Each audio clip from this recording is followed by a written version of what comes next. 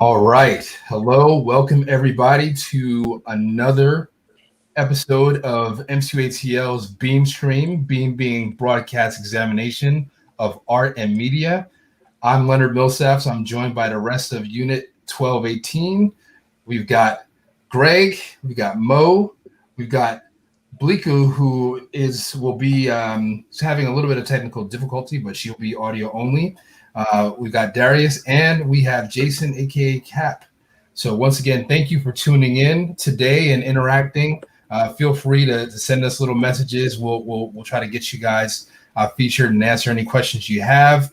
And thank you to everybody who's going to be tuning in and joining us in the future. So we are going to be discussing episode 6 of the Falcon and the Winter Soldier, the series finale, and what a finale it was. Definitely enjoyed that. So what I'm going to do is I'm going to go ahead and start off with a quick recap of the episode, 5 minutes or so.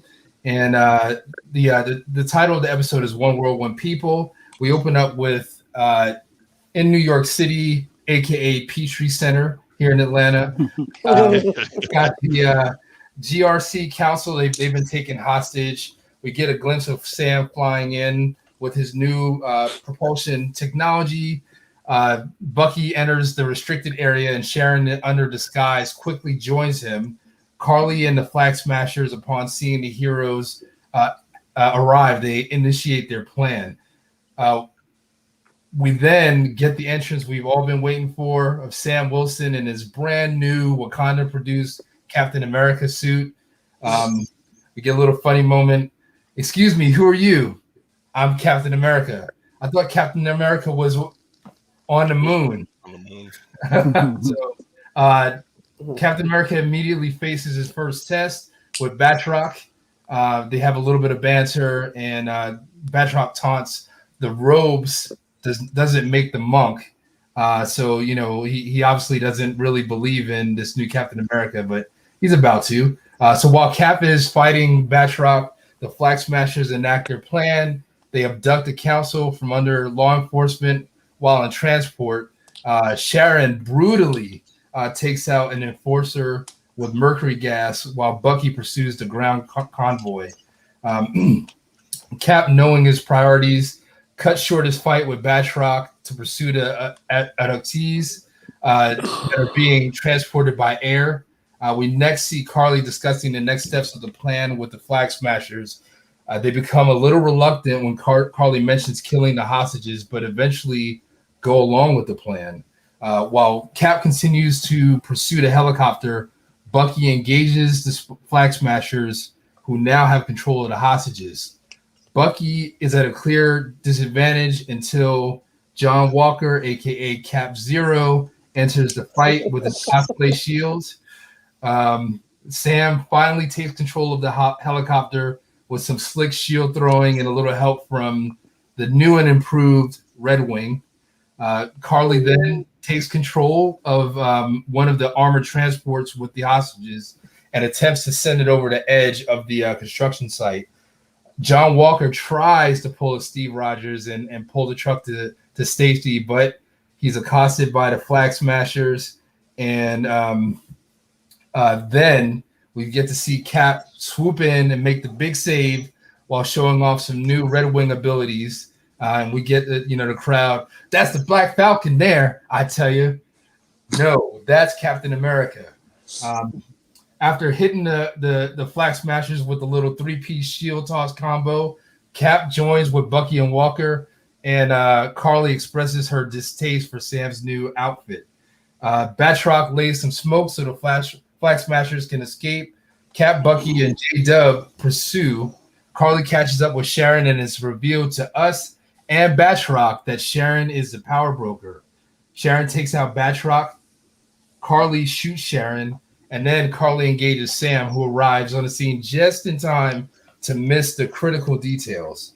While Carly attacks Sam, Cap Zero and Bucky outsmart the remaining Flag Smashers using their own app to apprehend them. But not before Walker quotes, "Mercy bears richer fruit than strict justice," which was a clear cringeworthy moment, and Bucky echoes how we feel. Carly gets the upper hand on Cap, and before she has a chance to take him out, Sharon shoots Carly. Before dying, Carly apologizes. Sam delivers her body to the EMS units and is immediately thanked by the council. Sam firmly states his case as to how the council is going about things the wrong way and delivers a powerful message in front of the world. The Flag Smashers, believing now in captivity they're on their way to the raft, get blown up by Zemo's butler, much to Zemo's content. And we see Val also expressing her content before unveiling the new John Walker U.S. agent, because things are about to get weird, as she says. We cut to Bucky confessing to Yuri, and he delivers the book with all of the names crossed off to his therapist, closing that sort of arc.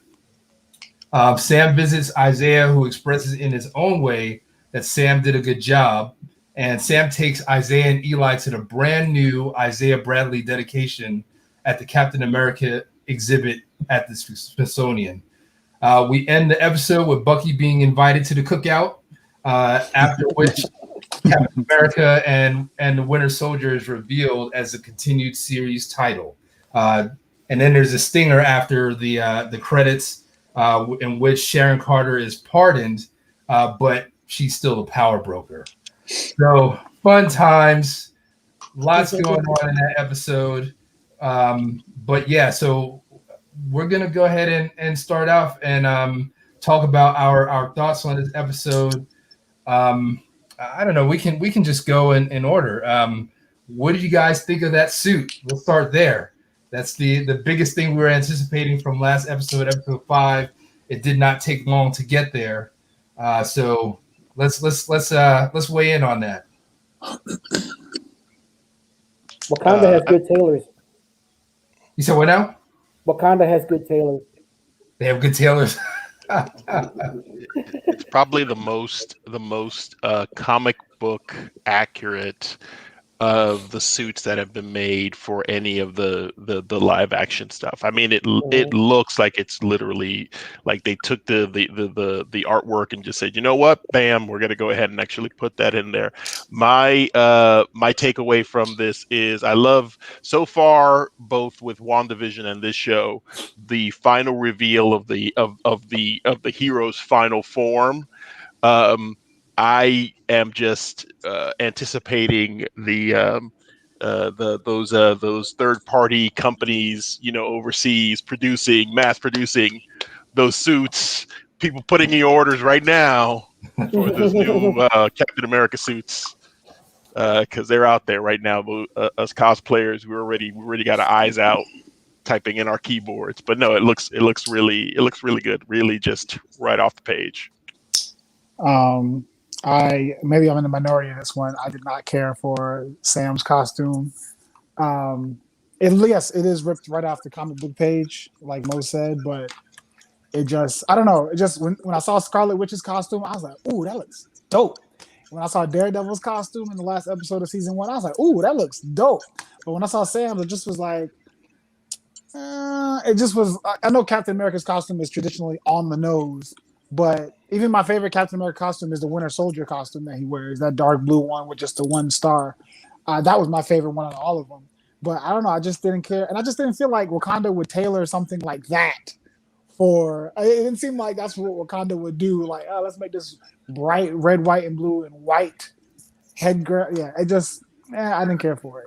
Looking at Bucky's arm and seeing how sleek and designed his arm looks, and then looking at Sam's costume and seeing they both came out of Wakanda, I'm like, I don't feel like Shuri had anything to do with this personally, but Shuri didn't put her name on it. She was just like, "Nah, man, this ain't me."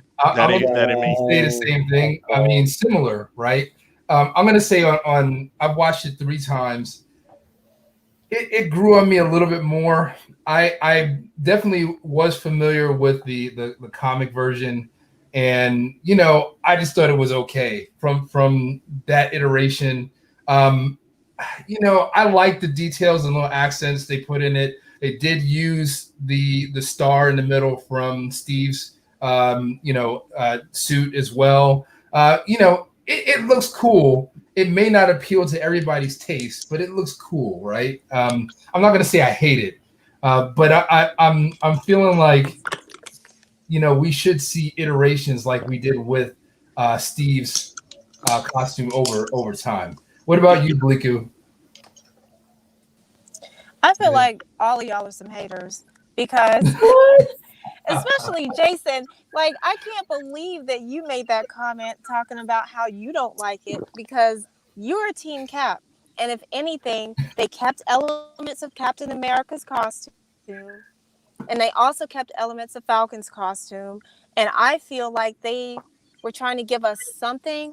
And people that are comic book purists, they're going to like the costume, or they should ideally like the costume.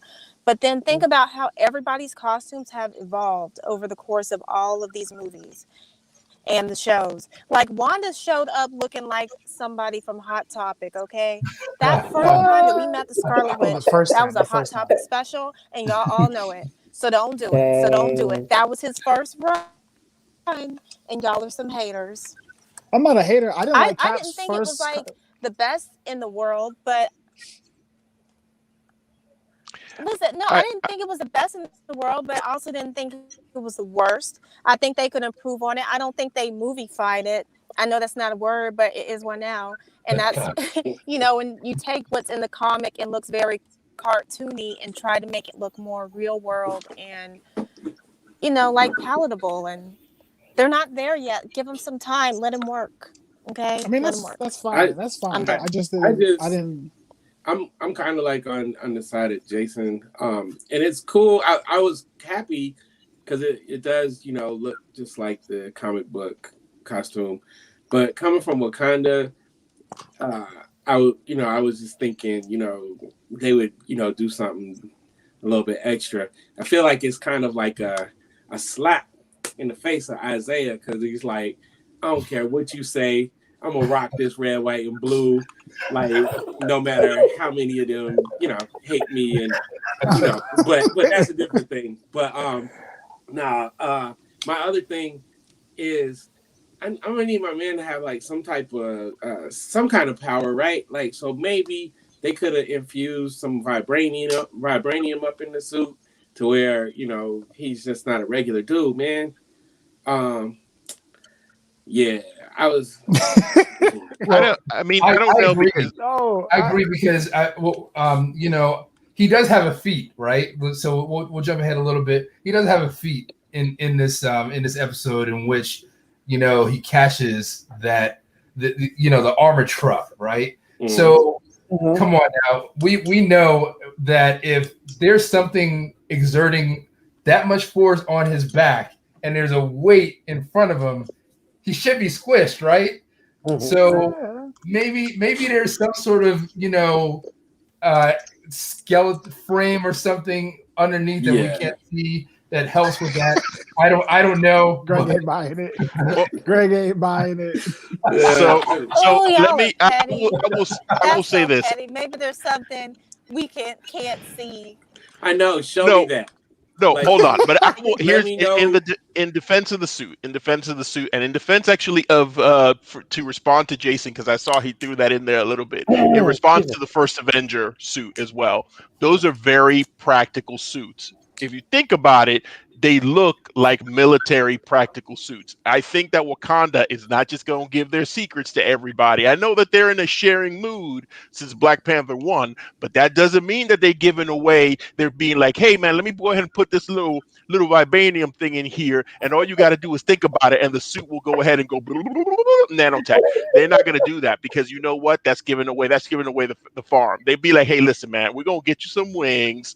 The wings are going to be able to do some stuff for you. You good to go. Now, I will say this, actually, somebody brought it up. I was reading a blog, and somebody brought this up, and it makes a lot of sense to me. That, to me, is not as glaring as Falcon flying at high speed, at high altitudes, without any covering right here.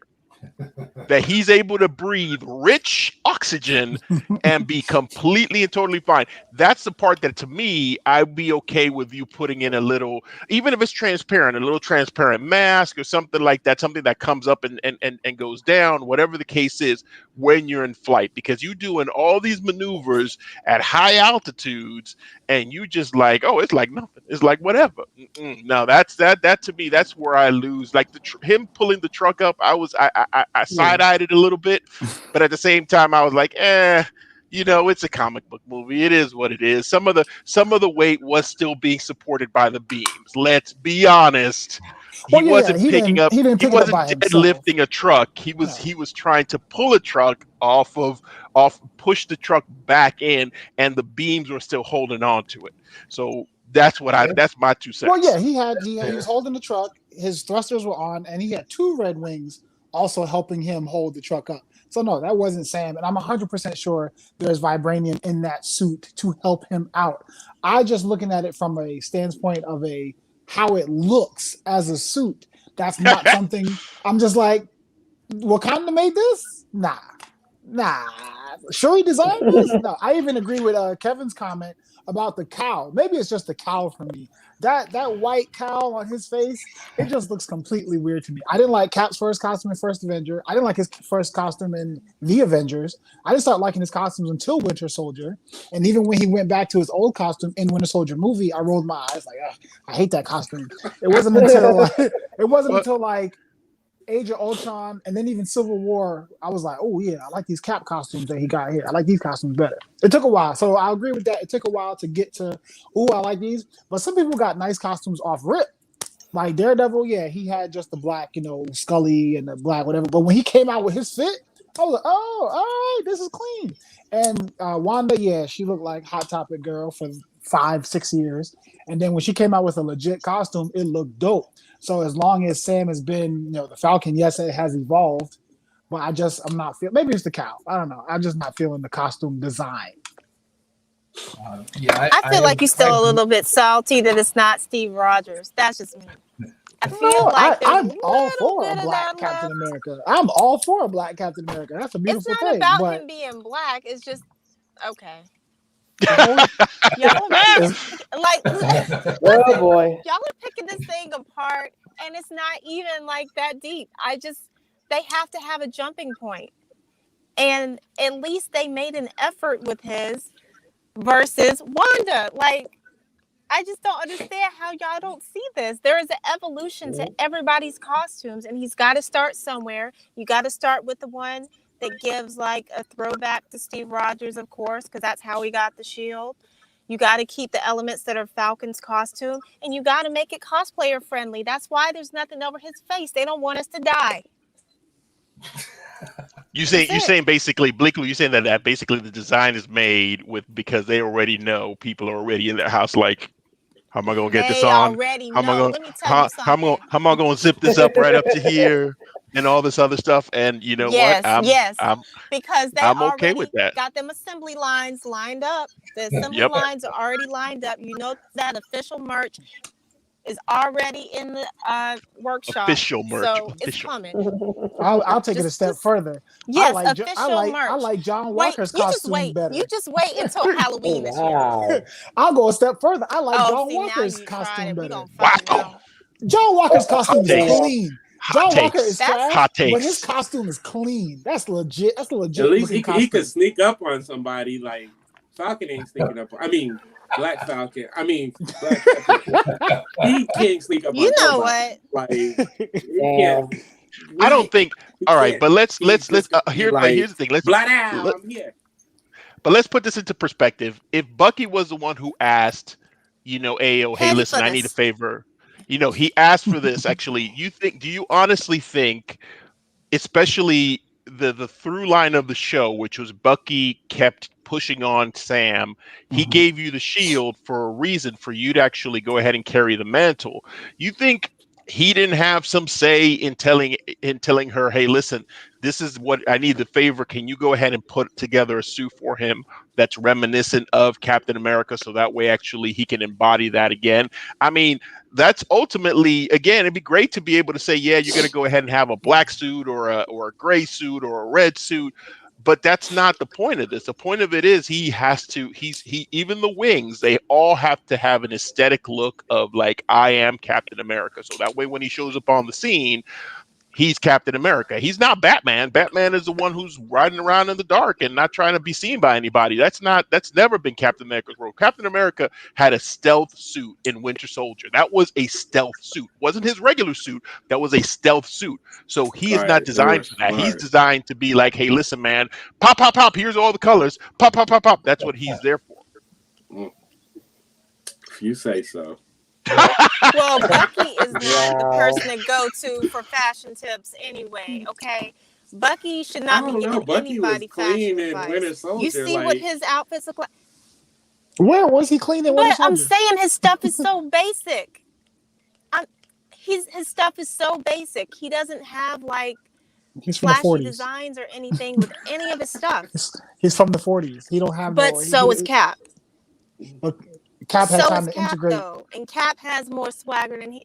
All right. Well, you could debate that because when Tony brought Cap his shield back in Endgame, Cap was wearing some flannel Old Navy beige button up with some horrible khakis. Cap don't always be having swag. Sometimes, yes, but not always. Cap was like 80,000 years old by then. Of course he was. He's trying to be comfortable at that point. He is not fighting crime. He is fighting, like, I don't know, whatever. Osteoporosis. I don't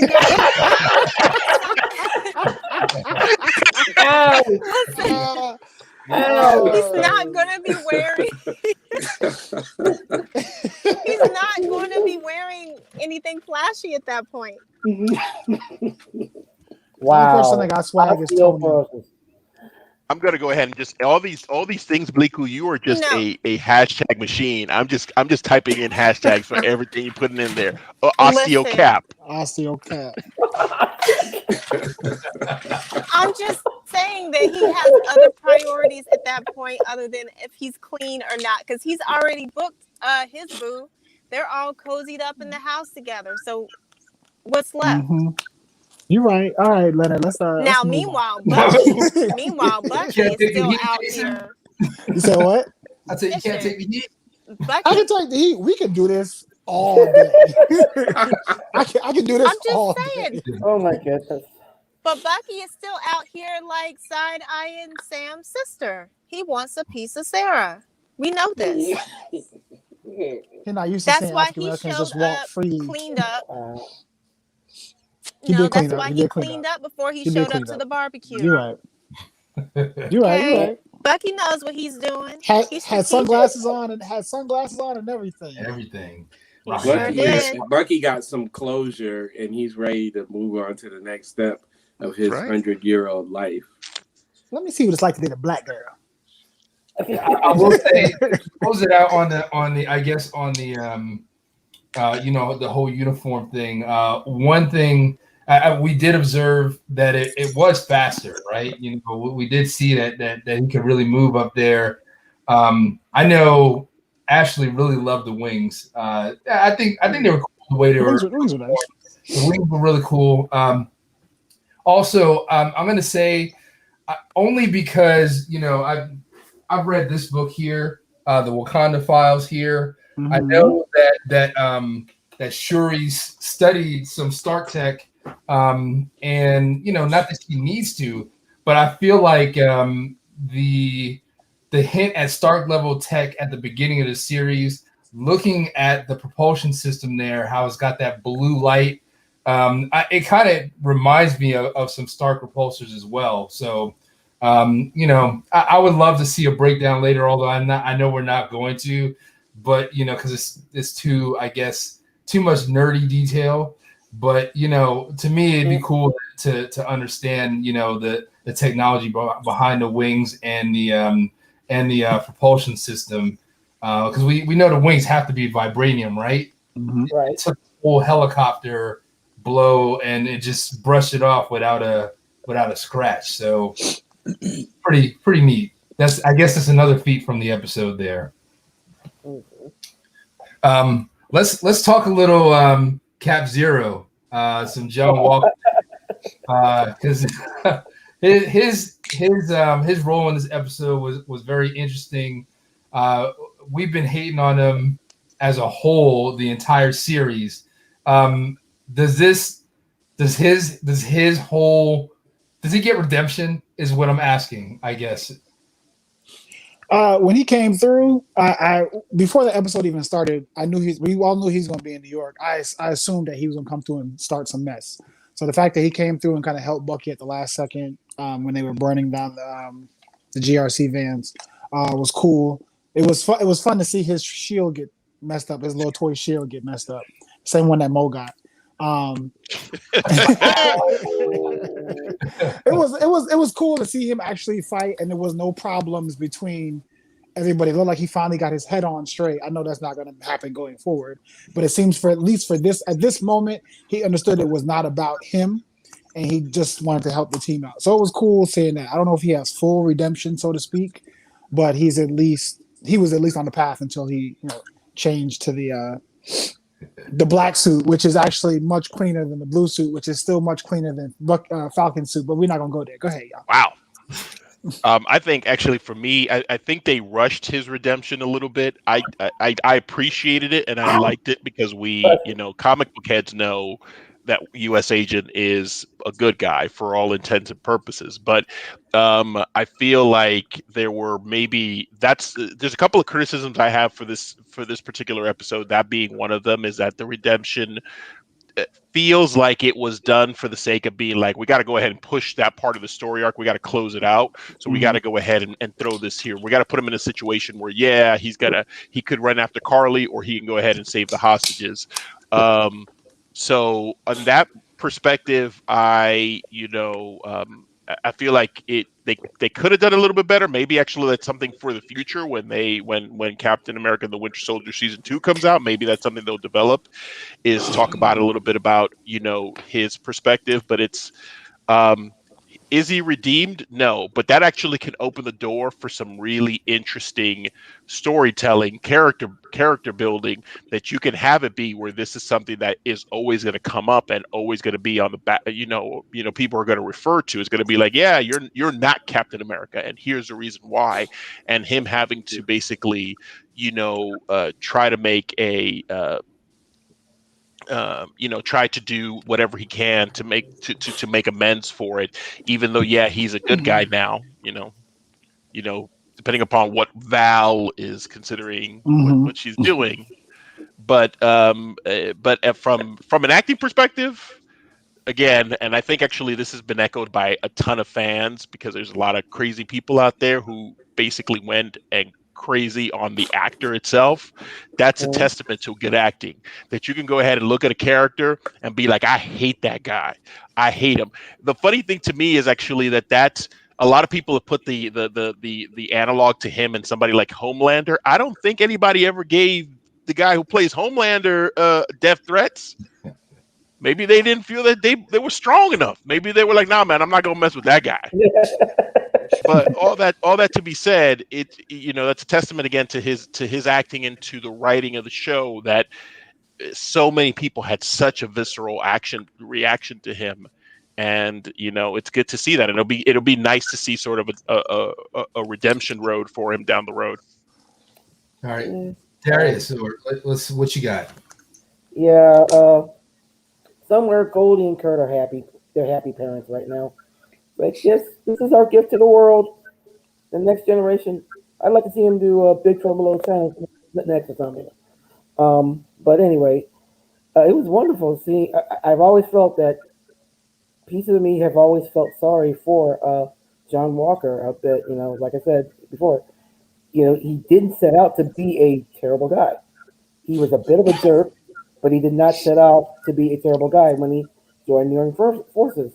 And he's been, we've seen the darker side come out more and more of him. When he got the super soldier serum, it got worse. But I love that little bit when you mentioned earlier, you saw him having to literally decide between chasing down and killing Carly or saving the hostages.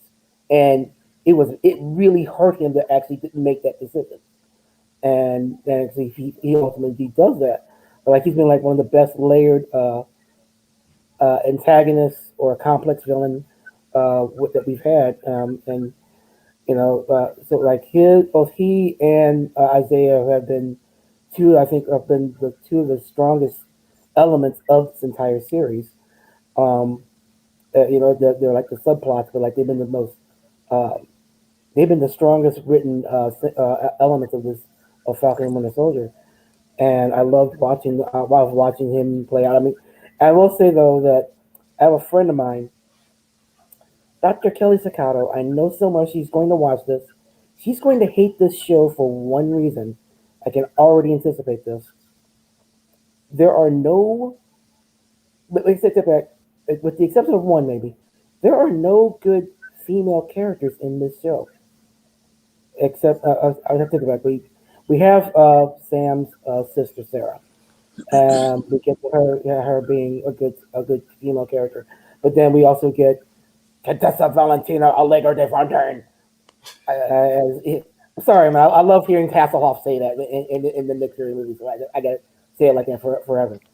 But like, she's apparently evil. Carly's evil, and then we get the revelation Sharon's evil apparently too, or something. Um, so I think that's one thing that's going to be a little bit of annoying, probably to female fans that are watching the show a little bit. So to clarify, you're definitely saying good as in good versus evil, but not referring to the quality. But yeah, okay. Yeah. Yep. They're not. Yeah, they're not. There's no um, right on point heroines to root for. Like Sarah would be a good support mechanism here, and she's it's fun to actually see her be introduced and developed and targeted by Bucky apparently, but but yeah, I think that's like the only a bit of a flaw for the show, and Carly does not get a chance. Well, she gets the chance to redeem herself, but she apparently does not ever want to take She it. makes the wrong decisions. Yeah. Yeah, so All right. yeah, I'll talk a little bit more. All right. Hey, Bliku, what's your take on John Walker and his arc here? I mean, I don't. I don't care for him either way. Y'all already know that. I've kind of said what I had to Mm-hmm. say about John Walker. I feel like in the end, he kind of had like this turn where it was almost as if he was trying to redeem himself, and maybe you might have had some sort of pity for him, but not me.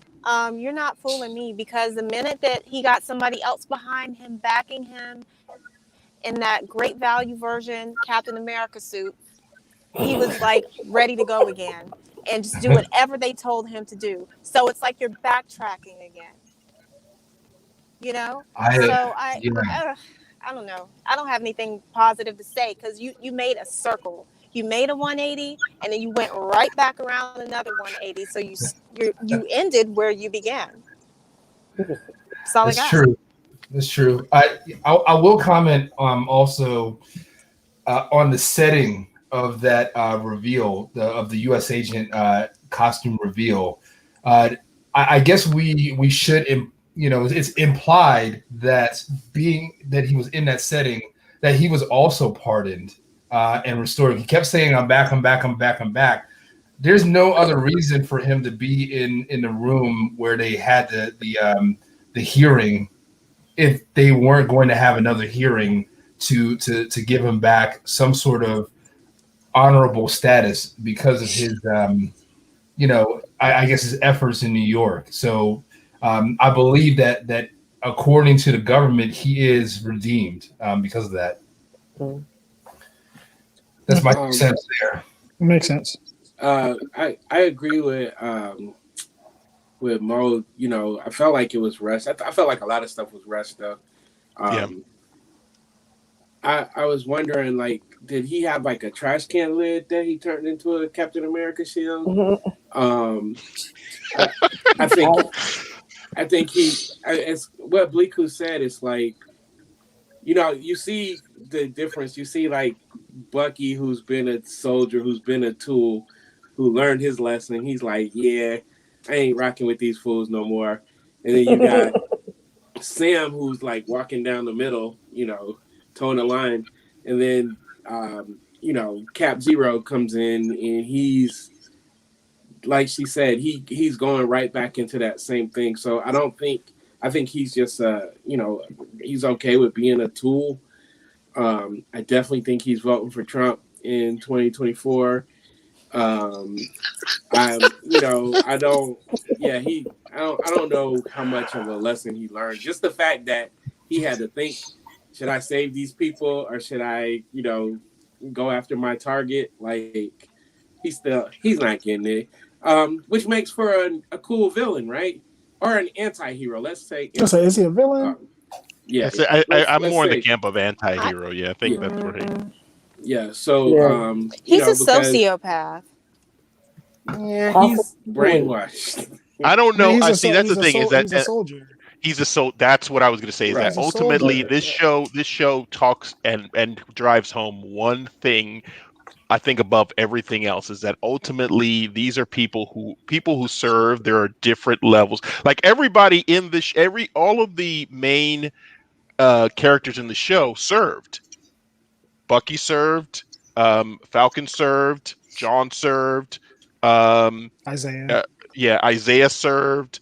Carter served. They are all people who served actually, and it's interesting to see all of their path deviate in such amazingly different directions. I think John Walker is a career soldier.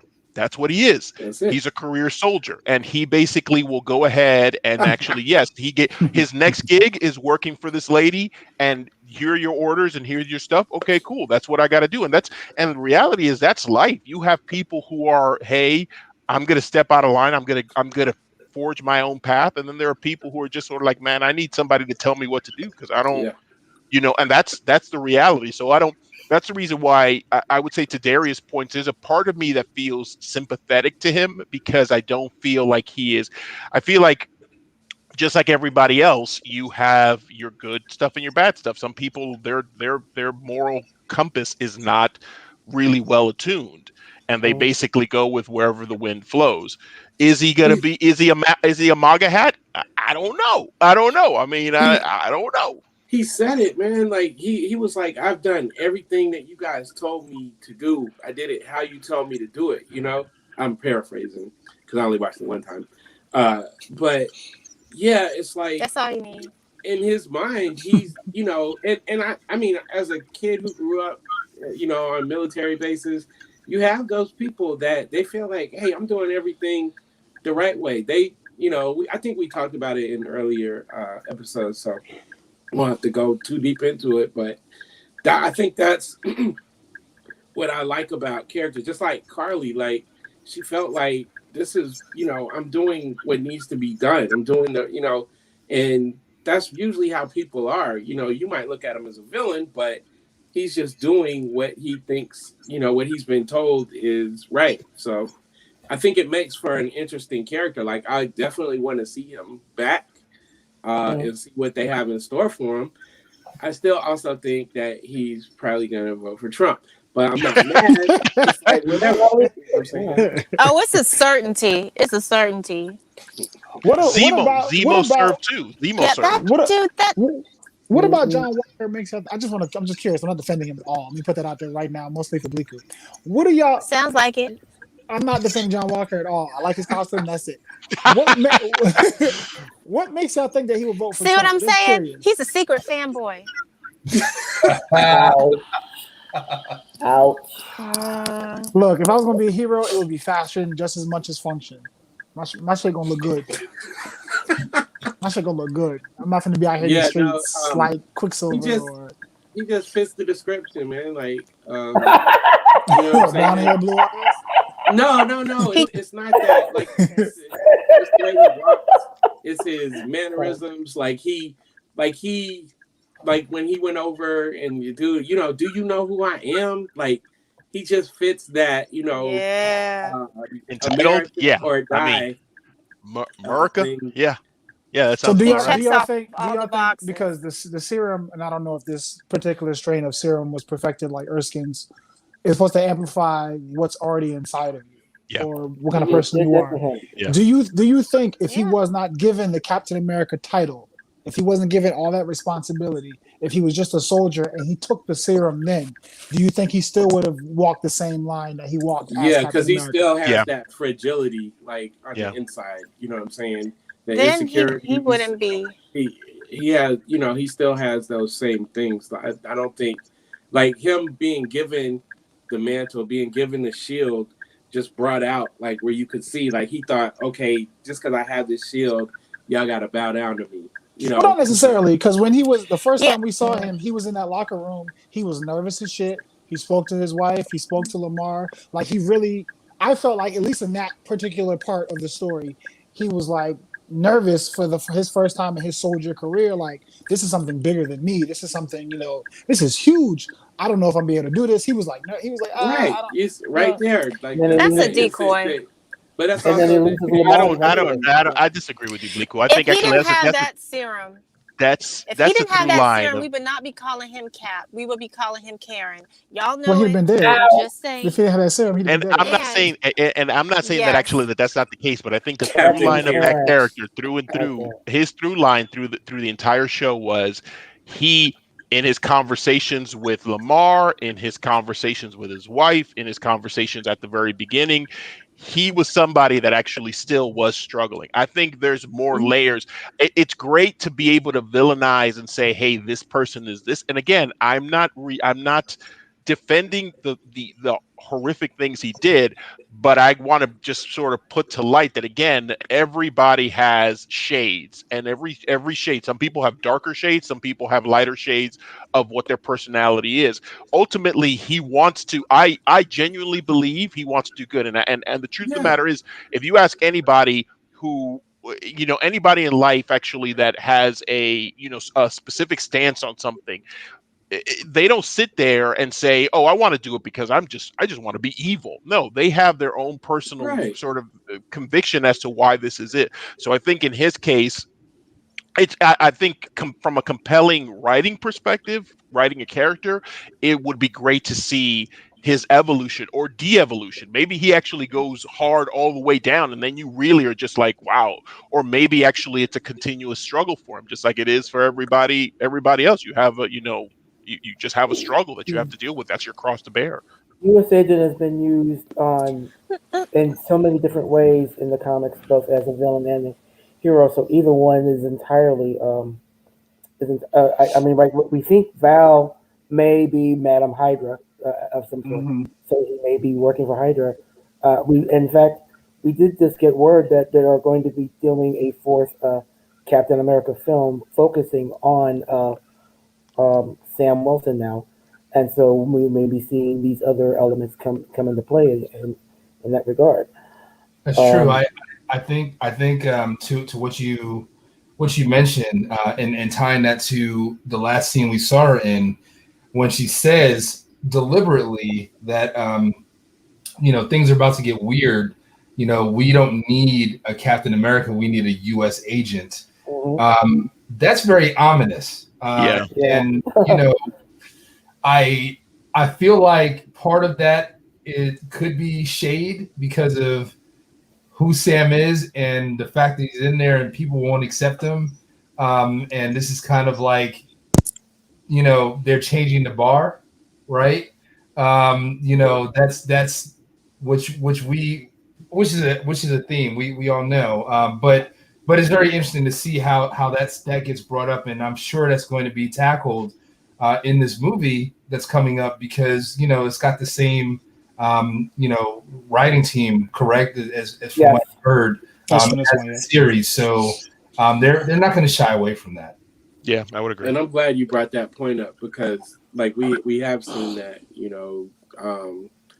typically when, like a black person gets elevated to a certain status, that status usually gets downgraded in the world. So you've seen, like, Obama becomes president, and then you follow up with the garbage pail kid.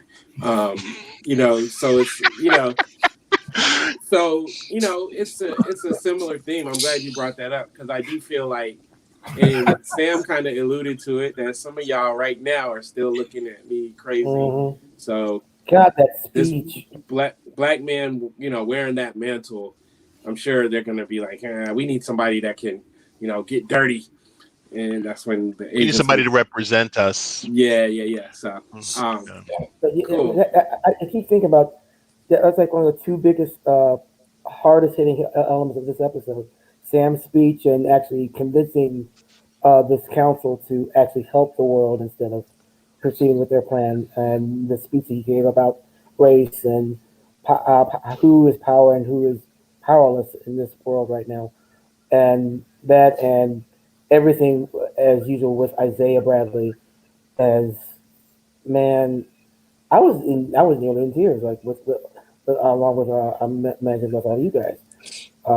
That just like every scene that we saw Carl Lumley just completely choose scenery and really bring it as Isaiah and as the one character none of us thought that we were ever going to see.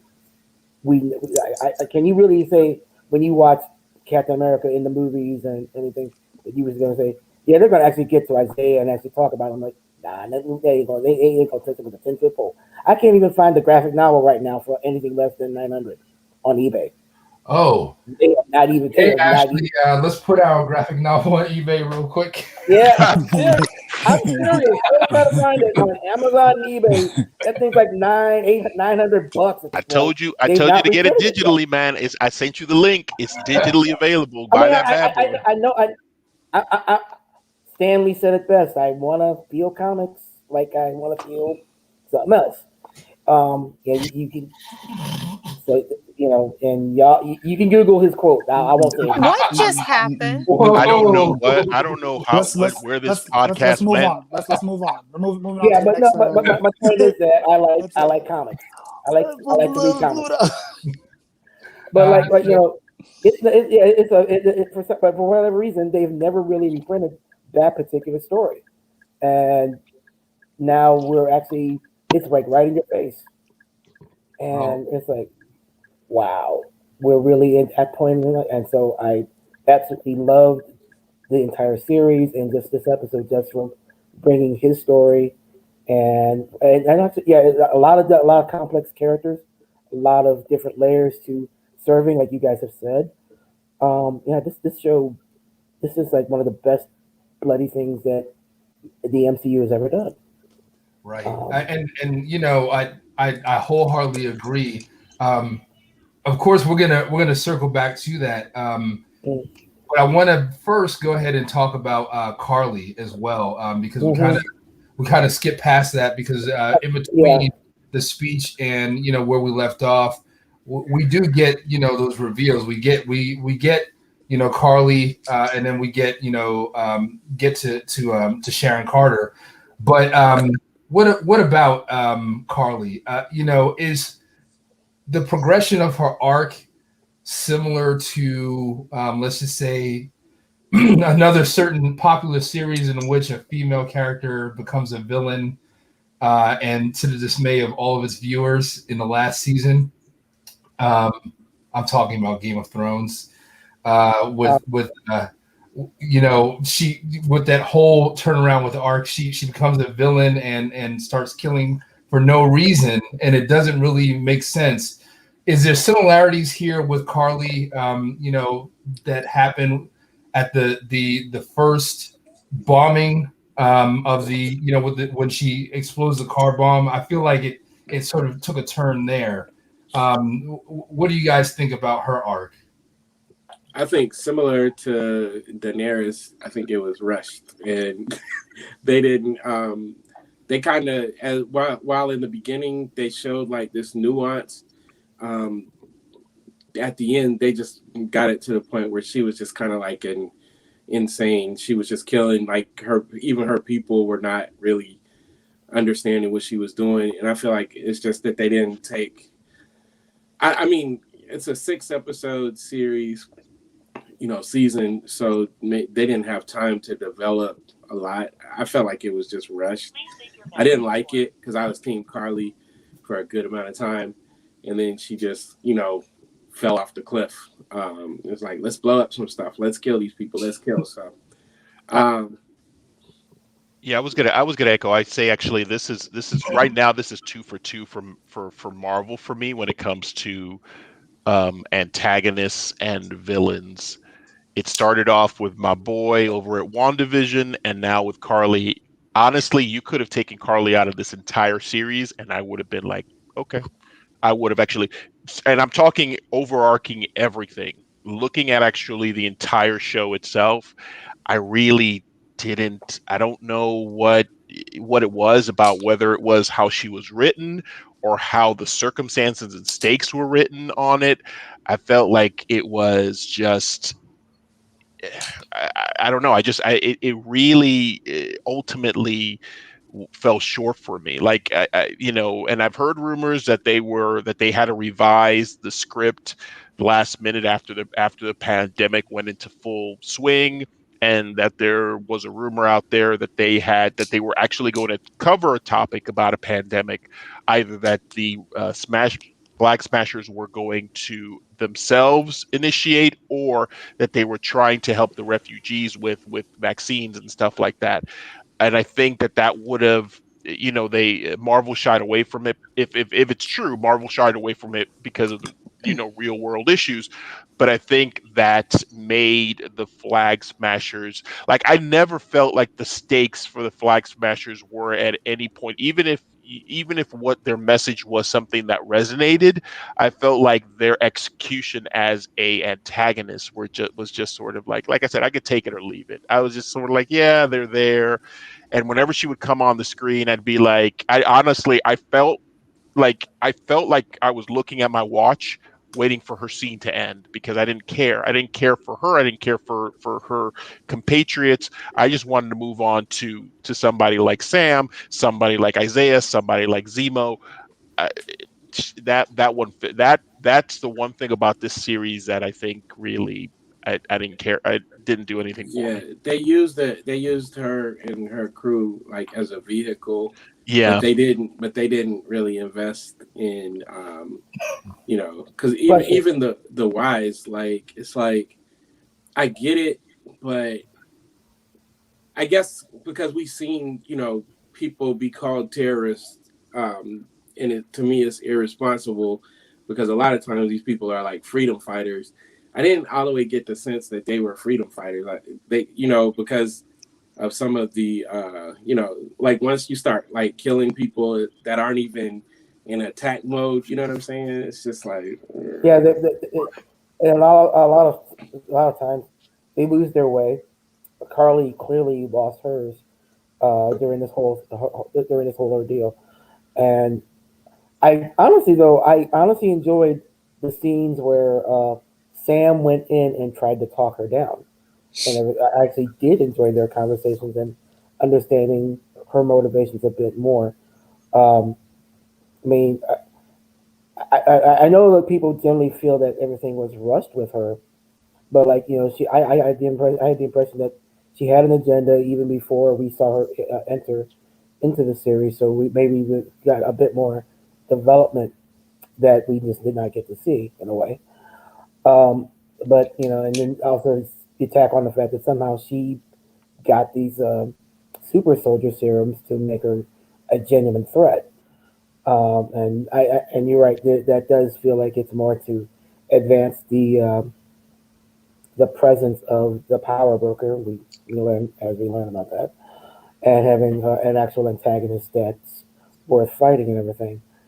Uh, but yeah, when she went and blew up what was it, fourth episode, I think, when she just blew up this Mm-hmm. the one set of people that they had already defeated and everything. You're like, okay, she's heading down that dark road, and Zemo's right. Sam's not going to be able to talk her down, uh, and you're kind of feeling, okay, this can't end well.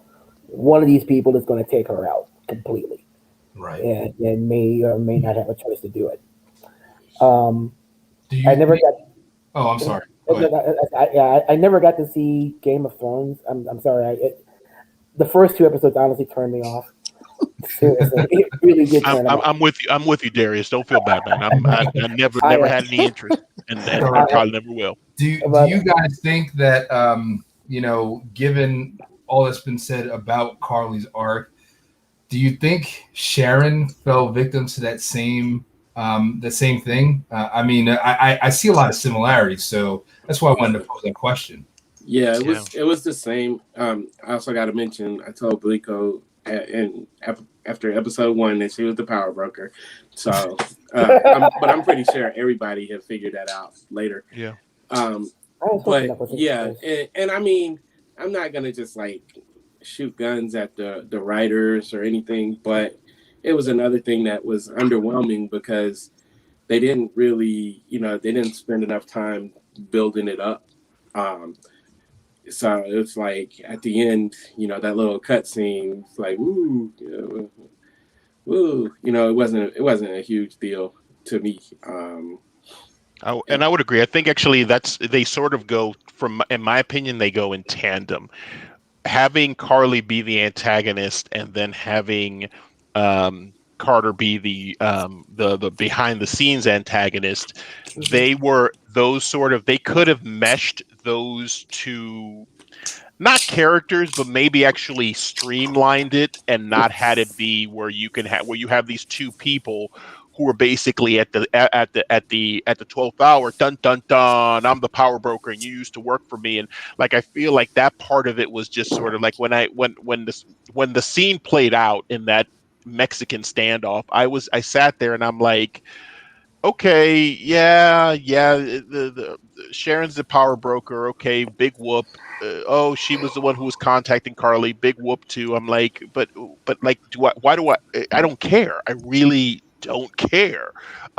From a story, from a character arc perspective, going back to introducing Sharon back in Winter Soldier to now, I think it's a cool progression. I think actually having her be, at this side of the spectrum and then later on in this side of the spectrum, and where it's going to go from here, whether it's in the next season or the next movie, and that her being sort of a behind the scenes manipulator, I think that part of it is cool.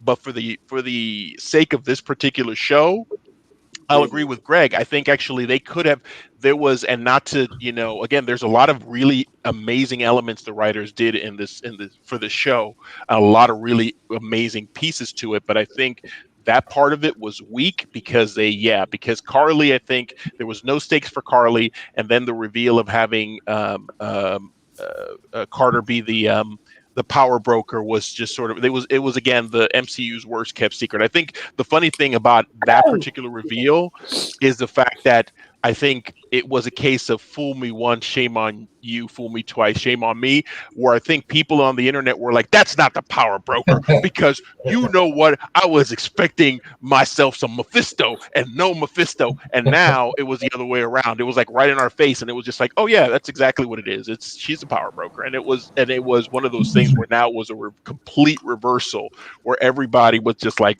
I'm not going to say that's a power broker because I know that they're going to go ahead and pull the rug from under me, and that has nothing to do with that. And I'll say I prayed victim to that too, because when we talked about it in episodes before, I was just like, I don't think she's a power broker. I don't foresee that being the case, and here we are. Bam, she's the power broker. Yeah. Can I say sorry. something real quick about like the whole thing comparing Carly to Daenerys? I don't think you can do that because number one, Daenerys is my girl, so don't come for her. Number two, it's like, okay, see with Daenerys, we built a relationship with Daenerys over time, over the course of that series. The only thing that I feel like those two have in common is the fact that it was rushed at the end. Carly didn't build that relationship with us like that. I mean, you could kind of connect or relate to her here and there, but I kind of agree with Mo, like it wasn't strong enough, and it just seemed like they just put them there. Yeah. What was the show really about? Because her resolve was so weak, and she was so back and forth and wishy-washy, kind of like John Walker was. Like, he just, he was less than her, but still, it's like he was going to make a change, and then he went back and just double down on all the wrong stuff he was doing from the beginning. So I guess just wrapping that up, I just don't think that they're comparable, and how dare you? I wouldn't That's say all I got. I wouldn't say her resolve was weak though. I mean, she was like, okay, I'm going to kill these hostages and I'm going to die for this one way or another. And y'all will kind of come with me in doing this. And they're like, okay, that takes serious focus right there to say you're going to die, or you at least get your message out whether you die or not. One way or another. So I think Yeah, but didn't she let Sam halfway talk her out of it? No, Sam was wait, doing She really was going to well back down a until couple the of times, maniac though. busted in the door. yeah, Like, but she was still going to kill. Exactly. She was still going to kill him though at the end by the end, regardless. And he's like, "I'm going to. Yeah, I let Sam. You're cool and everything, but I got to kill you. I'm No, going to kill these hostages." And then Sharon did what she did. but I think Bliku's point. I think actually, I'll tell you where I think where the wishy-washiness comes from. It's that scene where she calls Bucky and basically says, "Bucky, you want to join me?" We've already had 5 episodes where it clearly established that Bucky is not on your side, and you're still like, "Yo, I'm just gonna give you one last shot to join me." And granted, I realized it was also a distraction measure, Yeah, but there was a possibility that if Bucky had said, "Okay, cool," then what was she gonna do with that information? Like again, that's the part where it sort of seemed like her resolve wasn't. Her resolve was more a result from a writing perspective and the way they wrote the character yeah, yeah, of yeah. like she was just like, yeah, Right. now I'm gonna go ahead and scorched earth and burn everything down and all this other stuff. Honestly, I would have preferred it if they had actually introduced the character, given her a little, even if in the form of a 5-10 minute flashback about her life, and basically set and sort of laid the groundwork to say this is where she's coming from, and then also them, because all you're getting, the exposition you get about her about her backstory is all told to you, but it's not shown to you. So you basically, again, you don't really, you could gravitate towards the message of the Flag Smashers without gravitating towards the character. So the character in herself, she's the flag bearer of it. She's the one who actually you have to look at and be like, okay, yeah, I believe in what you're trying to say, and I believe what you're trying to do. And for somebody who had so many scenes versus actually, and this is not an indictment on the actress, but so many scenes there, and you take somebody like Isaiah Bradley who had less scenes, and you really felt everything he was actually where he was embodying every single thing, every single grain of everything he was saying. You felt it, and you were like, "Damn!" Like I don't want to be Captain America. Heck no, man, no. And that's how you felt. Whereas with the flag smashers, you were just sort of like, I mean, I get it. I mean, I get it. we didn't enough time The on Flag her. Smashers, like, it was kind of like a bandwagon thing in a way. Yeah. And then, like what you were saying with Bucky, yeah, it's like, what was going to happen if it had gone the other way? Would you have just said, oh, the heck with it all? Because it looked like she was searching for somebody to talk her out of it. Clearly, Sam wasn't going to See, do it anymore. He was what past about when that. she And, called Sarah? Like when she called Sarah, you know what I'm saying? Like, Yeah. so right. she, True. she clearly was like back and forth. I just think it was. I mean, I don't like you said, Mo. I'm not putting it on the actress. I'm just saying that the way it was developed, and it's weird because we just saw WandaVision where these female characters had like all this agency and they were like integral parts. And then Darius, like you talking about your friend, I think what would even bother her more is that, they didn't really invest a lot into Yeah. the women that were in this show. I would agree with that, yeah. And Because they that, can be antagonists, and that's the thing is that they can. yeah, I because think it's better a richer experience for the audience that they are not playing Sharon or Carly or Valentina or anybody as typical love interests or whatever the case is. None Right. of that. All of these characters are autonomous characters. They have their own lives. They don't necessarily have to intersect or intermingle necessarily with the male characters itself. They can live and exist in their own sort of space, but they did a disservice on how they wrote them because with the exception of Falcon's sister. I think Falcon's sister, she was phenomenal. I think actually for the scenes that she was in, she did an amazing job. I think that they did a disservice with Carly and with Sharon in the fact that they could have just melded in some way the story and streamlined it. Do the smacks, the smacker flaggers, or do the power broker, or but don't do both. Like you could have done with one, and that's it. Who would you have them The fight? thing about these. Oh, go ahead, Derek. Go ahead, Darius. Man, No, Jason no. hasn't said anything. Yeah, just let's Yeah, go for sorry. Jason. I Go ahead. wasn't trying to. It's all good. The with these Marvel shows and movies, their shows are only as good or as bad as their villain. There's a couple of movies that I didn't care for at all. I like all of them, but I didn't care for because the villain was weak, or the hero was too OP. Like, I didn't care for the first Thor, and that had nothing to do with Loki.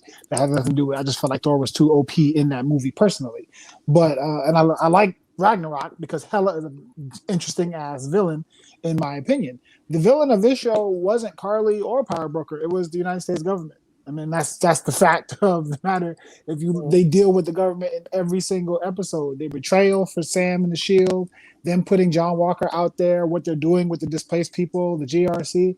The government is their enemy. So because of that, and because I think Marvel was trying to put their finger on the pulse of what's going on socially with our actual U.S. government, Carly and Sharon kind of got the bad end of the stick. I mean, we could all see that Sharon was the power broker from jump, but obviously, like Darius said, they flipped it from WandaVision, and so when it happened, it felt like a letdown because you're like, oh, I expected Marvel to swerve me again, and they didn't. And so it's just like, I understand why she would be the power broker, being betrayed by the U.S. government once again. I get it, but still, it just felt like a letdown when she was revealed to be the power broker. And Carly, they didn't give us enough backstory. They didn't give us a reason to care about her. And the only reason I feel like Isaiah, not to like what you said, Derek Mo, not to talk bad about the actress playing Carly, Isaiah's stuff in the minute quantity that we got it in resonated so much more with obviously us as Black men versus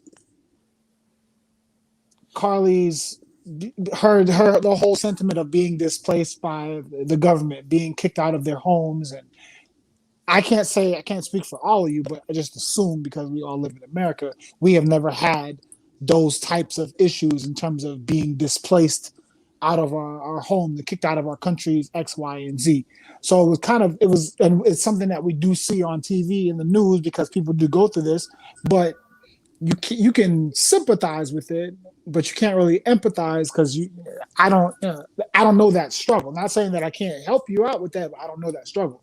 So when Isaiah stuff came through, and yeah, granted, we don't know what it's like to be super soldiers, but his stuff in terms of the way the government treated him, in terms of the way they treated Steve, completely different than Isaiah, and they did the same thing. Yes, Isaiah's scenes hit harder because we are Black men and we understand, that struggle. But the Carly, she was cool, but I think the people's main issue with the MCU before we got, Thanos and Hela to an extent was that the villains were just every movie the villains were forgettable. They were, other than Loki, Winter Soldier, Killmonger, Hela, Thanos, Zemo definitely. And I had this argument with my homeboy that Zemo literally, if Zemo gave a oop to Thanos because the Avengers were separated. If the Avengers were still together when Thanos would have came through, there was a chance that they would have beat him off rip. Zemo separated the Avengers, and he didn't do it with his fist at all. He did it with his brain. Zemo is dangerous as hell. So even because we know how dangerous he is, even in his limited capacity in this show, he still was a better antagonist, even though he wasn't an antagonist than everybody else. So Sharon and Carly just got the short end of the stick in terms of the writing. The writing wasn't bad for them. It's just there was so many other levels that had to get talked about and ran through in a 6-episode series that somebody's going to get the short end. I mean, I would say, Jason, actually, it's the problem isn't the MCU problem isn't it hasn't been the villains for a little bit. I will say actually that the second phase 2 and 3 had a better a better handle on villains that they did in Phase 1. That's the reason why you're able to name off people like the Vulture, people like those were villains that Those were with the villains MC. Those are villains. It's everything Phase 2 and on where they learn the lessons of the first couple for the first phase, and they were like, yeah, maybe actually we need to go ahead and actually structure this a little bit. And Well, some of it some of the is villains in Phase 2 are still Yellow Jacket, Ronin. There's some Phase 2 villains that are just like, wait, okay, but wasn't Guardians Phase 1 still? No, Phase 1 was the core Avengers, I believe. I think it tailed it. I mean, I could be wrong. I think it tailed in. Anybody in the comments, please jump in and say. But I think Guardians was the end of Phase 1, and then actually, but I could be wrong. I could be wrong. Yeah, but yeah, I get. But like to your point, still the same. To your point, yeah. Once they got their stride, the villains got better throughout. Yeah, and I think actually that not to belabor a point, I think it's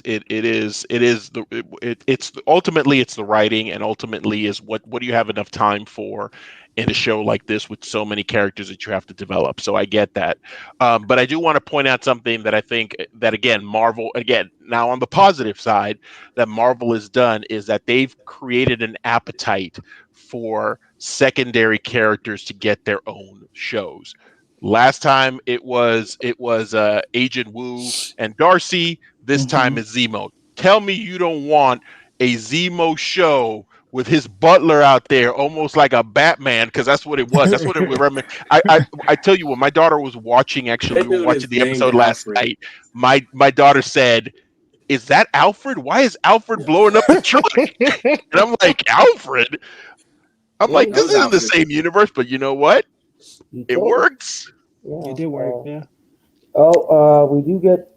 People have mentioned wanting to see the Thunderbolts as a result of him being stuck on the raft now, either Thunderbolts or Dark Avengers, and there are some elements that could lead to one of those if done correctly, with Zemo in the lead. Leonard, I don't know how that happened. I'm saying perhaps that's what Val's talking about with things getting weird. Yeah. So that could be a foreshadow for that situation. Yeah. Zemo was definitely a highlight, and he's gone from one of the best villains to one of the most interesting. We can't even say he's an antagonist here. He's just this manipulator, and he knew what was going to happen to him.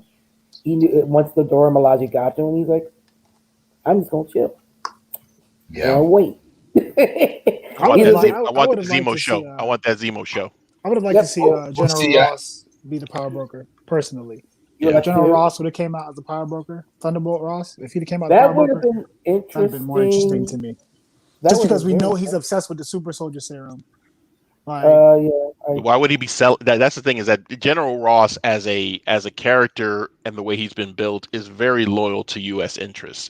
I don't know that he would be selling out the formula to people just all willy nilly. I feel like actually that's why I was more in the vein of thinking it was maybe Valentina, because again in that case maybe she is building her own sort of Avengers.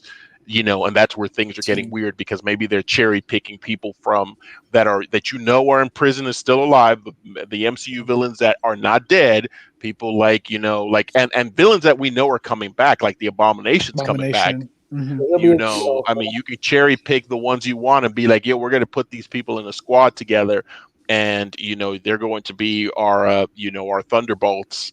And almost in a way, it'd be interesting to see if they did what they did with the Dark Avengers, like if they meshed the Thunderbolts and the Dark Avengers in the sense that they take the iconic characters, now that they already have a U.S. agent as an analog for Captain America, to take somebody like the Abomination as the analog to the Hulk, to take somebody like Zemo in a weird way and make him the analog to Tony Stark, like that kind of stuff, like to basically take these villains and be like, okay, we're going to present you as the new Avengers and put those out into the world. Based on that lineup, our heroes would get washed. Excuse me. You think so? Our current hero? Wait. Yeah. I mean, U.S. agent versus Sam Wilson. Oh, yeah. Abomination versus the current Hulk. Yeah, it's not looking good. Those matchups. So we got Strange and we got Wanda. So Yeah, no, I was about to say we got Wanda and you got Wanda, Strange, and and Marvel. Captain Marvel. Just those three Man, alone. we're good. We're good. You don't even have to they could just take turns and be like, okay, you go by yourself and deal with them, and then tag me in, and then I'll We're go good. by myself and deal with them. Well, this sounds like a great topic to discuss. In between now and Loki Yeah. coming up, so we'll probably have a beam stream that incorporates these elements. But before we wrap up, I want to go ahead and move along because there's a couple of things that we need to get to. Certainly, Sam Wilson's speech, and then also the memorial for Isaiah Bradley. So, just real quick, to touch on that because those are the two most powerful moments of the episode. And it's funny. They encapsulated a reaction that I think many people will have when Bucky says, "I'm sorry, I was texting. I just heard Black Man Stars and Stripes." He said a lot. In that speech, and the speech was overall positive and about perspective, and and about embracing mental change. What do you guys think about that? Weigh in on that speech. Let Bleak go first. Greg. Let Bleak go. She didn't talk the last go around. Sure. His "I Have a Dream" speech, you mean? I mean, that's basically what it was. It's like, I have a dream that one day little caped heroes and suited heroes can all live together under the red stars and stripes of America. I don't know. Anyway, I thought it was too much. I thought it was pandering because it's like it was too long. He could have gotten that point across in much less time. But it's like, okay, now that we've said what we have to say, let's say it again for the people in the back that didn't get it the first time. That's the vibe I got from the speech. I liked it. I thought it was good for him to do, and I'm glad that they did it, but it was too much. I don't know who that was for, but it wasn't for me. So, well, I think this the part of your statement that rings. Yeah, I think it was on purpose that it was too much because it's like for the people in the back to make sure you hear what he's saying. So I get it. yeah, but then it's like, I don't know, it's overkill because I feel like if it took him for you to get that this was basically the general direction of this entire show, then the show wasn't for you in the first place. Because that means you missed every single cue throughout the show. And there were so many things that were touched on. And it wasn't just, about like, how Black people are treated. You also had like, PTSD and stuff to deal with. There were a lot of just different social issues within that show. And so they try to like wrap it up with a neat little bow at the end. And that's why I just felt like it was redundant. I don't know. So you felt like it was like basically they had already done the nuances of the show within the show, but then the speech is sort of like a blunt object at the end, being like, right. You didn't get it the first time? Bam! Exactly. Here you go, some more. Yeah. And I can see that. I would agree with that statement. I felt like the speech was, and maybe it could be that maybe it was the framing tool. I mean, maybe them using it as he's out on the street and he's talking to the senators.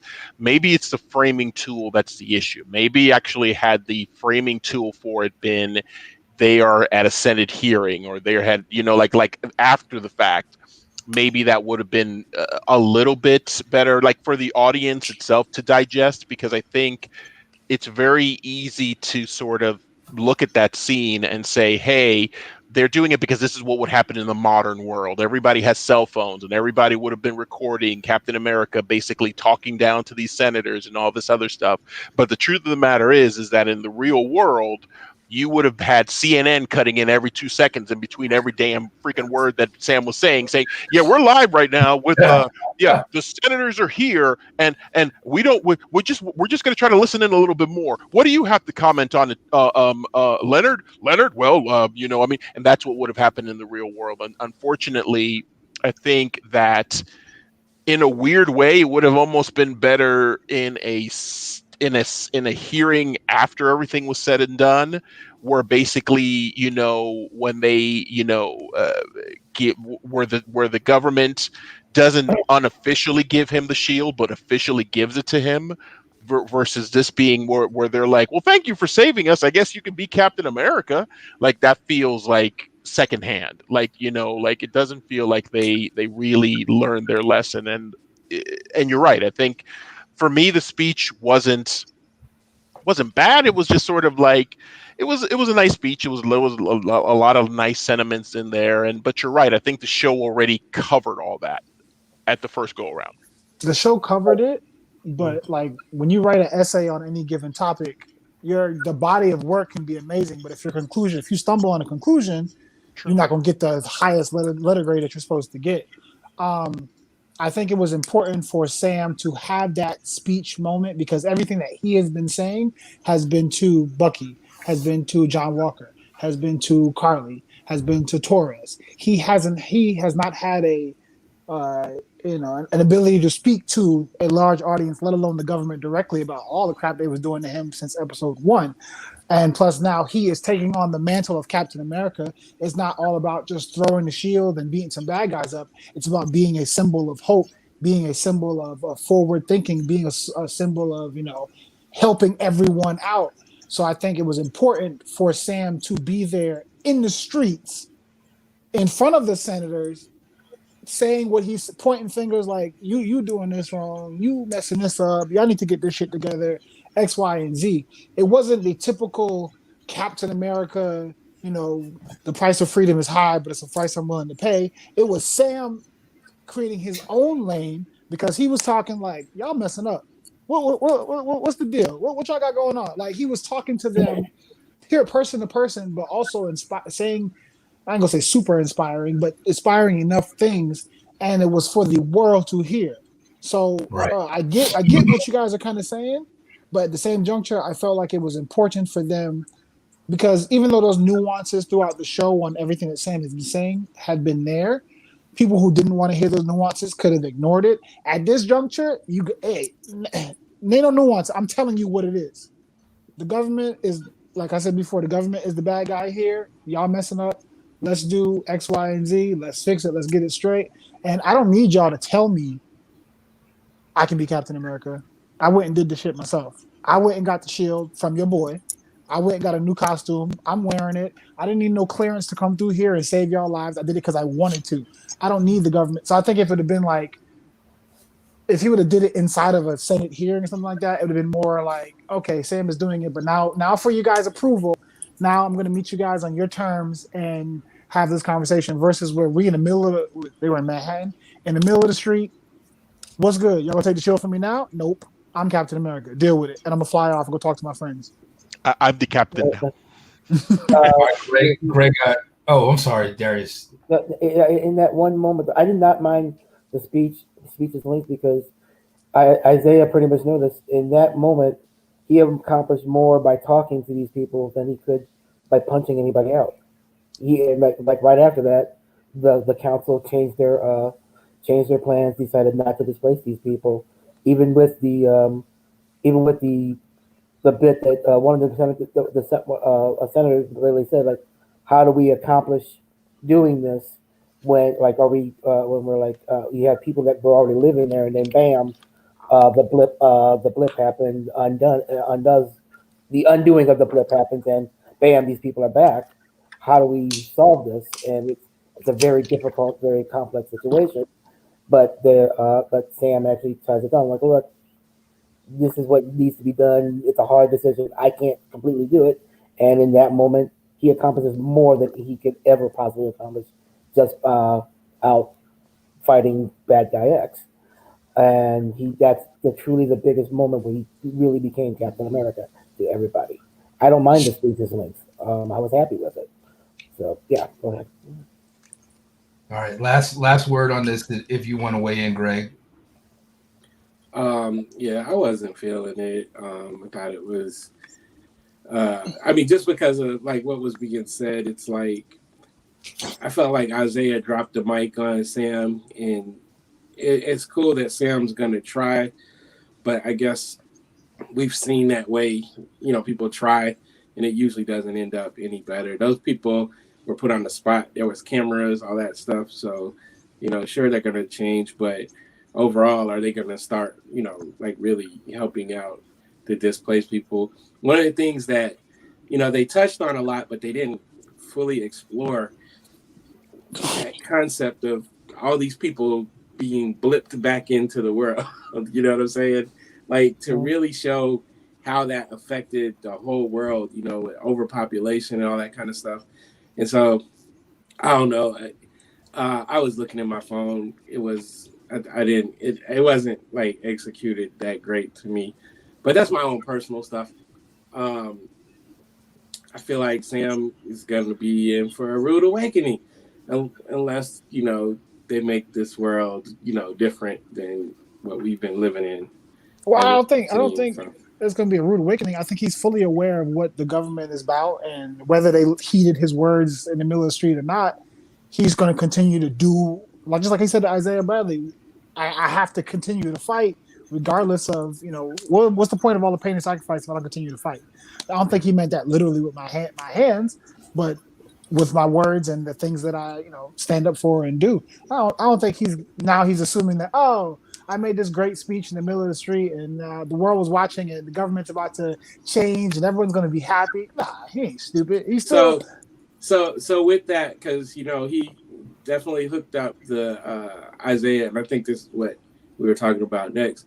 He hooked up the the museum, the memorial for Isaiah, and all that stuff. So all those things that Isaiah's experienced, do we now think that somebody's not going to come hunt him down, or that they're still not going to try to silence everything that was done to them? Do we think?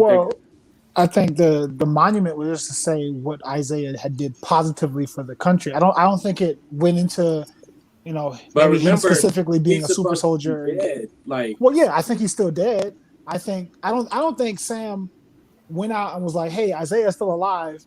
Let's make a memorial for him in the Cap Memorial." I think he went out and said, "Hey, there's this guy that died X, Y, and Z year ago, and he was the first super soldier, the first Captain America. He needs to have a shrine up." I think that's more what it was than him. I don't think he went out and was like, "Yo." Like he walked Isaiah up in Bradley, that piece. Isaiah Bradley. Well, yeah, it was 30 years ago. I don't think no one knows. What I agree. I think actually he probably went back and found somebody to declassify the files and be like, "Yo, yeah, I need to go ahead and make this right." And that's actually, I think, what ended up happening is that they went ahead and I get Greg's point because ultimately that's the message of the show is going to be the same. Is the message is yes, things don't. Typically, our experience and our sort of the scars that we have is that things don't change, regardless of people being like, "Oh yeah, we're gonna do this," but we got to keep fighting. That's the message of the show. If anything else, is we got to yes, because if not, then what are those scars for that other people endured? If we're not the ones that are going to go ahead and try to keep keep pushing forward and keep trying to make the strides that we can. And again, progress is a super slow crawl. That's the thing, is that people, we want it to be now and we want the changes to be now, but it's a struggle and it's not. We got to get out of our comfort zones and fight for it. All right. So what we're going to do right now, I think those are all valid points. And I mean, in the vein of, the whole perspective between, Isaiah Bradley and Sam Wilson. I mean, we all have different takes and different perspectives on that. But, I think all in all, they were able to meet halfway. I mean, his mind is not completely changed. He was definitely appreciative of the monument. But I mean, Sam even says it. You're never gonna lighten up, are you? Or you're not. You don't. Do you ever lighten up? And he's like, nope. you know, he's still that's not something a statue's going to take away. Yeah. But it's important that there's the respect that's there, and it's clear that respect. So and I appreciate them for doing that and closing their arc in this series in that way, because I feel like it's a disservice to not give us more Isaiah Bradley in the future somehow, some way. We need to see that. We want to see that. We need to see that. But okay, so let's go ahead right now and get into our review of this episode / review of the series. We're going to do it all in one neat little package. So let's go ahead and give this episode a letter grade, and then give the series a letter grade. You want to speak a couple of words on it. Just keep it a little short so we can wrap up on time. We'll go ahead and start with Bliku. Okay, for the episode, I'd probably give it like a B. And I hate to say that, but legit, the B is just because there were some qualities that I felt were redeeming. But overall, as an episode, I kind of felt like it was underwhelming, like sort of anticlimactic. I don't know.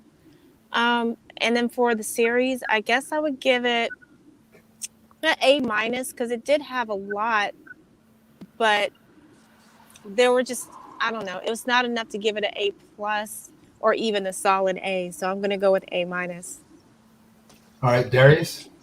I give the show, the episode itself, I give an A-. There's a couple of things I think they could have a little bit accomplished a little bit better, but that being said, this show took me on an emotional gut. I was gut punched by it. I was laughing at it. I really enjoyed it. It's probably one of the best things that the MCU has done. I give it an A. If future projects are like of this quality, I will happily go tell people, go see it. I've told people it is probably one of the most important things to Black people or just comic fans in general to just watch. So yeah, A for me. Also, shout out to the fact that we got to see Atlanta used so well in so many ways. It was so much fun watching that. ACL. Yes. All right, Jason. For the first time this episode, I'm gonna have to agree with Bliku. It's gonna be. Why does that feel like a jab? As a Cap fan, I was satisfied with the things that took place during the series. As a Black man, I'm very satisfied with the things that also took place during the series. The finale was a little anticlimactic for me, just like I felt like about the WandaVision finale. I expected just a little more, but didn't really get it. I got more story than I got, action or finality. I need Sam to learn how to fight, because when he pulled up on Batroc, I was like, yeah, this ain't gonna go well at all. Like, the first time I saw Batroc in episode 1, I was like, oh yeah, Sam about to get this work, and he did okay. And then when I saw him again, I was like, oh, he definitely finna get this work. It don't matter. And he got to work, so he had to dip. I need Sam to learn how to fight. I read an article last night that detailed every fight that Sam has had in the MCU. And I'm just like, wow, Falcon can't fight. And then I'm thinking, and I think I spoke about this last week, I was like, Bucky can't fight either, unless it's someone underneath him, so to speak, in terms of if it's just a regular human, cool. Anyone on his level or above, but yeah, Bucky can't fight neither. This is gonna be a problem for them going forward. But overall, it was a good show. I give it an A. Acting was well. Sebastian Stan knocked it out the park. It was good. I was entertained the entire time. I didn't wake up at 3 like Greg every Friday morning, but they got me at 8 o'clock, 7 o'clock in the morning. I wake up and watch it before work, and I was genuinely pleased with everything that I saw. All right, Mo. It's funny actually, because I'm echoing everything that so far Bliku and Cap have said. This episode for me was a B. Series overall was a A-. I think them not doing a better job with the antagonists was really a glaring issue for me. They had so many things going well for it. The other thing, actually, I will say also that to me elevates the show is it's seldom when I actually like get emotional to the point where I actually like tears start welling up in my eyes when it comes to like the only ones that manage to do that pretty consistently and I'm not afraid to say this, Pixar, but Pixar does it because that's the way they write That's their stuff. their model is to bring their pain. model is, we gonna make you cry. That should be the tagline of every trailer, of everything. We gonna make you cry. But so that scene with Isaiah going to the museum was just like it. That was like, it was powerful. It was so powerful for me. So that elevated that episode. But again, if I'm looking at overall the entire show, there was, like I said, the antagonist makes it, and I feel like that's where it could have done better. Also, really quickly, shout out to two people, actually, Kevin Saunders. I'm gonna put them in the comments. Kevin Saunders and also Rob Brayton, who were in the episode on camera. That's right, Kevin Saunders, my boy, is the guy who's taking the video saying, when the old man saying that's Black Falcon, it's my boy Kevin saying, "No, man, that's Captain America." So shout out to them. ATL representing, Marvel ATL, just saying, actually just want to give them a shout out because they were in the episode. And Rob was one of the council members. He's a salt and pepper hair with glasses. He can be seen actually in the background and actually being put into one of the trucks at one point. So I just want to give them a shout out because, hey, they showed up. They're MCU canon right now. They are in the MCU. All right, Greg. Okay, so Here come Uncle Ruckus. yeah, thank you. Thank you. Oh, no. But it, Oh. but it reversed. Wow. Shots fired. Shots fired. It is reversed, though. But yeah, man. So it was like, honestly, that episode I gave it like a C+. There were gaps, and we understand why, but they're still coming off of what I thought was probably the best episode, 5. It was kind of a letdown. I enjoyed it though. I can enjoy something and still, be able to say, yeah, it wasn't the best executed. Overall, I gave the series like a B, maybe a B+, because it was enjoyable. But yeah, there was the writing was up and down in some parts. Some of the stuff we already talked about, like characters not, fully developed. Was it even necessary to, run the two, the Flag Smashers and the Power Broker together? Because we had a lot without it. So yeah, but I enjoyed it. But yeah, there's, certain stuff that I feel like was lacking in areas. Okay, so you said C+ for the episode. Did you say for the series? For the series, I could go B to B+, like right on the cusp. Like if you do some extra credit, I could give you a B+. Hold on. Right. I think I'm going to earn this grade real quick. Zemo's dancing. Come on, you can't bump it up to a Z+. Seeing that little. And they gave us a Snyder cut of it. They gave us a full hour of Daniel Bruhl being at the club, being like, the full hour Snyder cut. Yeah, let's go B+. Yeah. There we go.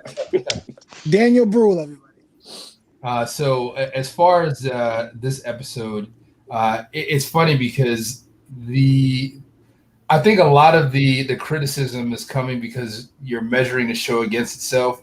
We know episode 2 and 5 were clearly the most powerful and strongest episodes, and by comparison, it seems like there's a little bit of faltering, on the finale. However, it still possessed a lot of the elements that I enjoyed about the show. From the jump, remember episode 1, we absolutely loved them coming in with Falcon's flying scene. I wasn't let down about his shield wielding and flying. It didn't seem awkward.